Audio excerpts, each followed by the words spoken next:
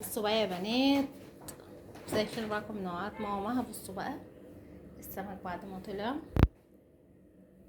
وده بولتي مقلي، وده بتنجان الخضرة بتاعتنا. بصوا ده شكل الاكل بقى. الاكل في البيت حاجة تانية.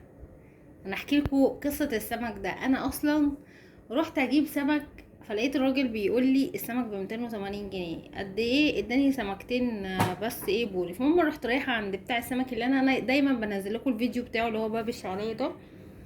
ماشي، رحت جبت منه الكيلو البولتي، كان 4 سمكات، وكنت عامله منه من يومين ب70 جنيه، والبوري عامل 180 جنيه. ال3 سمكات دول عملوا 200 جنيه.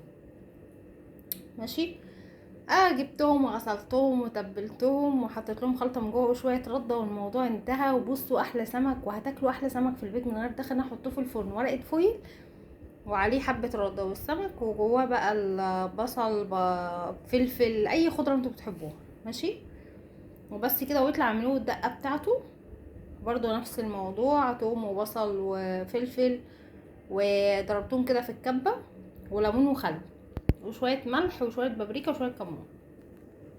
طلع بقى احلى سمك بوري مشوي. بصوا بصوا والله العظيم لو اوريكم. بصوا بصوا السمك عامل ازاي، طعمه تحفه، وقسما بالله انضف واحلى من الشارع. وهتاكلي الخضره ديت وانتي مرتاحه ومطمنه، ولو عندك عيل مش هتخافي بطنه توجعه.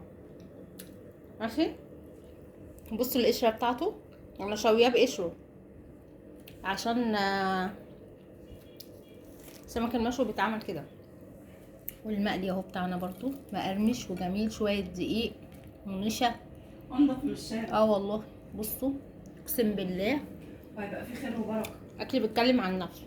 وشويه بقى ايه، طحينه وبتنجان ما قلت لكم عليه من يومين. ودي السفره بتاعتنا. متنسوش بقى تعملوا لنا لايك، تشجعونا بكلمتين حلوين. باي باي.